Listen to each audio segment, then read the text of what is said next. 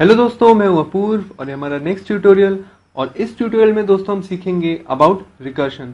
तो दोस्तों रिकर्शन में आपको बताता हूं क्या होता है। फंक्शन की दोस्तों सबसे बड़ी खासियत ये होती है कि एक फंक्शन की डेफिनेशन के अंदर ही एक फंक्शन का कॉल भी हो सकता है। आप हमारे पिछले प्रोग्राम में देख सकते हैं दोस्तों कि फंक्शन की डेफिनेशन यहाँ थी और फंक्शन का कॉल जो था वो मेन फंक्शन के अंदर था। दोस्तों मैं इसी तरह एक फंक्शन की डेफिनेशन के अंदर इटसेल्फ उसका खुद का कॉल भी लिख सकता हूं। आप देख सकते हैं, मैं आपको करके दिखाता हूं। जैसे कि अगर मैं ऐसा लिखूं फंक्शन की डेफिनेशन के अंदर इटसेल्फ फंक्शन का कॉल, तो दोस्तों ये एक वैलिड स्टेटमेंट है। तो दोस्तों इसे हम कहते हैं रिकर्शन। और मैं आपको रिकर्शन का एक यूज बताता हूं। रिकर्शन का एक यूज होता है दोस्तों फैक्टोरियल कैलकुलेट करने में। तो आइए दोस्तों हम देखते हैं कि ये काम कैसे करता है। तो सबसे पहले तो दोस्तों जैसा कि होता है हमेशा मैं लिखूंगा एक मेन फंक्शन इस तरह से। और दोस्तों इस बार मैं आपको एक और नई चीज बताऊंगा। फंक्शन प्रोटोटाइप दोस्तों आपने देखा था हमारे पिछले प्रोग्राम में, जैसे कि हम हमेशा मेन के बाहर करते थे। दोस्तों उसे ग्लोबल डिक्लेरेशन कहते हैं। ऐसा करने से फंक्शन की जो वैलिडिटी है या फंक्शन का जो एग्जिस्टेंस है, अगर हम मेन के अलावा और कई फंक्शंस भी बनाते हैं तो उनको उस फंक्शन की आइडेंटिटी पता होती है। लेकिन अगर दोस्तों हम मेन के अंदर ही मान लीजिए कोई फंक्शन प्रोटोटाइप लिखते हैं इस तरह से, अगर आप देखें, मान लीजिए मैंने क्योंकि हम फैक्टोरियल कैलकुलेट कर रहे हैं तो मैंने फैक्ट नाम दे दिया है मेरे एक फंक्शन को जो मैं आगे फ्यूचर में बनाऊंगा इसमें। तो इस तरह से आप देख सकते हैं कि मैंने जो इस बार फंक्शन प्रोटोटाइप दिया है वो मेन के अंदर ही दिया है। तो आइए दोस्तों हम एक प्रोग्राम बनाते हैं फैक्टोरियल का, जिसमें पहले हम यूजर से एक वैल्यू लेंगे जिसका हम फैक्टोरियल कैलकुलेट करना चाहते हैं। और बाद में दोस्तों हम उस वैल्यू का फैक्टोरियल जो है एक फंक्शन फैक्ट नाम के एक फंक्शन को कॉल करके कैलकुलेट करेंगे। फैक्ट नाम का फंक्शन जो आप देख सकते हैं प्रोटोटाइप से ही आपको देख के समझ में आ रहा होगा, वो एक वैल्यू एज एन आर्ग्यूमेंट लेगा और एक वैल्यू इंटीग्रल वैल्यू आखिरी में आंसर कैलकुलेट करके वापस मेन फंक्शन को रिटर्न करेगा। तो चलिए दोस्तों हम इसकी जल्दी से प्रोग्रामिंग करते हैं। पहले मैं कुछ स्टेटमेंट्स लिखता हूं ताकि मैं यूजर से जिस वैल्यू का वो फैक्टोरियल कैलकुलेट करना चाहता है उसका इनपुट ले पाए। तो मैं लिखता हूं जल्दी से int a cout please enter a value, और उस वैल्यू को मैं इनपुट कर लेता हूं a में। इसके बाद दोस्तों मैं एक और वेरिएबल लेता हूं सपोज int b। इसमें मैं जो आंसर है वो कैलकुलेट करूंगा और मैं लिखूंगा b is equal to fact of, मतलब मैंने फैक्ट नाम के एक फंक्शन को कॉल करूंगा, उसको a ये जो वैल्यू है जो यूजर ने इनपुट की है वो एज एन आर्ग्यूमेंट पास करूंगा, और जो फैक्ट नाम का मेरा फंक्शन होगा वो फैक्टोरियल कैलकुलेट करके वापस मेन को एक वैल्यू रिटर्न करेगा, और वो जो वैल्यू रिटर्न करेगा वो b नाम के वेरिएबल में स्टोर हो जाएगी। तो फाइनली मैं लिख दूंगा जल्दी से see out the factorial of a is b, और उसके बाद मैं लगा देता हूं सिस्टम पॉज। तो दोस्तों आप देख सकते हैं हमने मेन फंक्शन की जो उसकी कोडिंग कर दी है। अब बात आती है दोस्तों ये जो फैक्ट नाम का फंक्शन जो मैंने यहाँ पे अज्यूम किया है कि फैक्टोरियल कैलकुलेट करेगा, अब हम उसकी डेफिनेशन देते हैं। तो दोस्तों मैं लिखता हूँ पहले तो आपको जैसा पता ही है int फैक्ट, और इस बार जो मेरा मान लीजिए एक्सेप्टिंग जो होगा मैं n ले लेता हूँ, int फैक्ट int n। तो n नाम के वेरिएबल में दोस्तों हमारी जो वैल्यू है वो जो मैं यहाँ पे a की वैल्यू आर्ग्यूमेंट की तरह पास कर रहा हूँ वो n में आके स्टोर हो जाएगी। और उसके बाद दोस्तों मैं सेट ऑफ कर्ली ब्रैकेट्स के बीच में आपको पता है कोडिंग करूंगा फैक्ट नाम के फंक्शन की।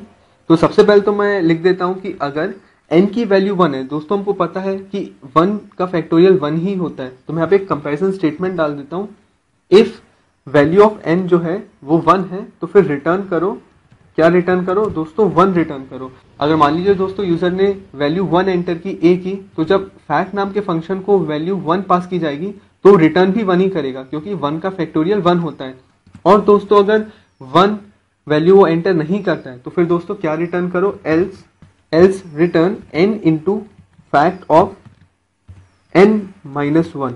अब दोस्तों आपको देखने में ये थोड़ा सा कॉम्प्लेक्स लगेगा, इसी को दोस्तों हम रिकर्शन कहते हैं। आप देख सकते हैं मेरा जो फंक्शन है उसका नाम है फैक्ट, और उसकी डेफिनेशन में ही मैं इटसेल्फ दोबारा से फैक्ट को ही कॉल कर रहा हूं। दोस्तों इसी को हम रिकर्शन कहते हैं कि जो फंक्शन का कॉल है वो फंक्शन की डेफिनेशन के अंदर ही है। अब दोस्तों ये थोड़ा सा समझने में कॉम्प्लेक्स है कि मैंने ऐसा क्यों लिखा, इसको मैं आपको एक्सप्लेन करता हूं। सपोज हम एक एग्जाम्पल लेते हैं, मैं एग्जीक्यूट करता हूं, आपको साथ ही साथ इसको एक्सप्लेन भी करता हूं। मान लीजिए जैसे लिख के आया प्लीज एंटर अ वैल्यू, तो मैंने मान लीजिए दोस्तों वैल्यू एंटर की 3। आप देख सकते हैं हमारा आंसर आया द फैक्टोरियल ऑफ 3 इज 6। अब मैं एक्सप्लेन करता हूं दोस्तों एक काम कैसे किया और आंसर हमारा 6 कैसे आ गया। सबसे पहले दोस्तों हमारा ये वाला स्टेटमेंट मेन में एग्जीक्यूट होगा, प्लीज एंटर अ वैल्यू, मैंने इनपुट दी वैल्यू 3। उसके बाद उसने क्या किया, इस वैल्यू को a में स्टोर किया उसने फैक्ट नाम के फंक्शन को कॉल किया और a की वैल्यू जो कि थी 3 उसको एज एन आर्ग्यूमेंट पास की। तो दोस्तों फिर कंट्रोल शिफ्ट होगा फैक्ट नाम के फंक्शन में, उसमें आप देख सकते हैं दोस्तों जो वैल्यू a थी यानी कि 3 वो आके स्टोर हुई है n नाम के वेरिएबल में। और फर्स्ट स्टेटमेंट मेरा जो है दोस्तों वो है इफ n इक्वल टू 1।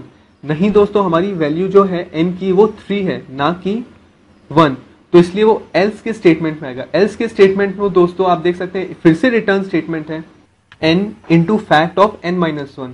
तो दोस्तों इस स्टेटमेंट में होगा एल्स पे जाएगा हमारा कंट्रोल, क्योंकि फिलहाल हमारी a की वैल्यू जो थी मैंने पास की थी 3 थी, वो n में आके दोस्तों स्टोर हुई। n की वैल्यू भी फिलहाल 3 है, इसलिए वो इफ स्टेटमेंट हमारा काम नहीं करेगा, वो एल्स में आएगा। एल्स में है return n into fact of n minus 1, मतलब कि 3, क्योंकि अभी n की वैल्यू है 3, तो 3 into fact of n minus 1। Again fact को कॉल किया गया है लेकिन इस बार 2 के साथ, तो मतलब 3 into fact of n minus 1 2। तो फैक्ट फिर से कॉल होगा इस बार, लेकिन n की वैल्यू दोस्तों 2 हो जाएगी।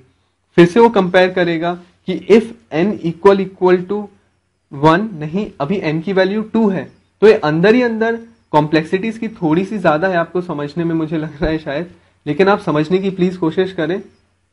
n की वैल्यू हो जाएगी 2, फिर दोस्तों फिर से वो रिटर्न स्टेटमेंट में आएगा, इस बार होगा 2 into fact of n minus 1। n की वैल्यू है इस बार 2, 2 माइनस 1 इज अगेन 1, तो ऊपर जैसे ही जाएगा तो कर देगा रिटर्न 1। तो फाइनल जो वैल्यू हमको रिटर्न करनी है दोस्तों, आप उसको प्लीज समझने की कोशिश करें, हो जाएगी 3 इंटू 2 इंटू 1, और हमारा आंसर आएगा 3 इंटू 2 इंटू 1 इज 6। आप देख सकते हैं यहाँ पे दोस्तों 6 आया है।